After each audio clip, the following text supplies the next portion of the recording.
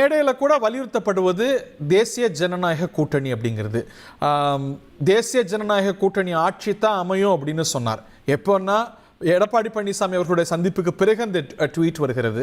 அதுக்கு பிறகு மேடையிலையும் கூட அதுதான் திரு அமித்ஷா தொடர்ந்து சொல்றார். அந்த பேனர் ஏடிஎம்கேக்கு சம்மதமா இருக்குமா அப்படிங்கிற கேள்வி எழுந்திருக்கு. இப்போ நேரலை காட்சிகளை பார்க்கின்றோம், கான்வாய் வாகனங்கள் வரக்கூடிய காட்சிகளை பார்க்கின்றோம். துக்ளக் ஆசிரியர் திரு குருமூர்த்தி அவர்களுடைய இல்லத்துக்கு அமித்ஷா விரைந்து கொண்டிருக்கிறார். இதோ தேசிய கொடி பொருந்திய கார், அதில் அமித்ஷா வரக்கூடிய காட்சி. அவருடைய காரில் பின்னாடி அமர்ந்திருப்பவர்கள் நம்ம யூகிக்க முடியுது, பார்க்க முடிகிறது.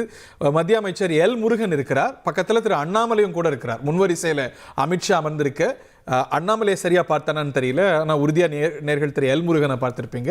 அவர்கள் சகிதம் துக்ளக் ஆசிரியர் திரு குருமூர்த்தி அவர்களுடைய இல்லத்துக்கு திரு அமித்ஷா அவர்கள் வந்திருக்கக்கூடிய காட்சி. தமிழ்நாட்டு அரசியல் நகர்வுகளில் குறிப்பாக கடந்த சில ஆண்டுகளில் திரு குருமூர்த்தி அவர்கள் முக்கிய பங்காற்றியிருக்கிறார்.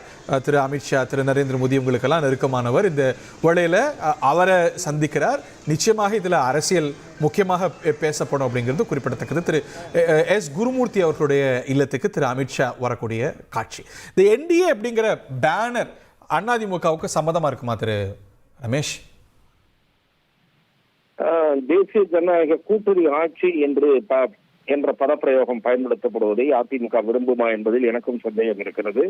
திரு எடப்பாடி பழனிசாமி தான் முதலமைச்சர் வேட்பாளர் என்று அறிவிப்பது தொடர்பாகவும் அதிமுக எதிர்பார்க்கக்கூடும். இவையெல்லாம் பேச்சுவார்த்தைகளுக்கு பிறகுதான் நமக்கு தெரிய வரும்.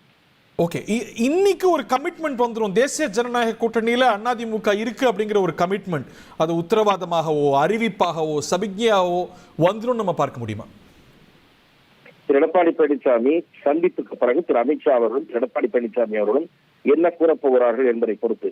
திரு அமித்ஷா அவர்கள் ஏற்கனவே தேசிய ஜனநாயக கூட்டணி அதிமுகவுடன் பாஜக பேச்சுவார்த்தை தொடங்கிவிட்டது என்று பேட்டி அளித்து அது தந்தி செய்தித்தாளில் முதல் பக்கத்தில் வெளிவந்திருக்கிறது.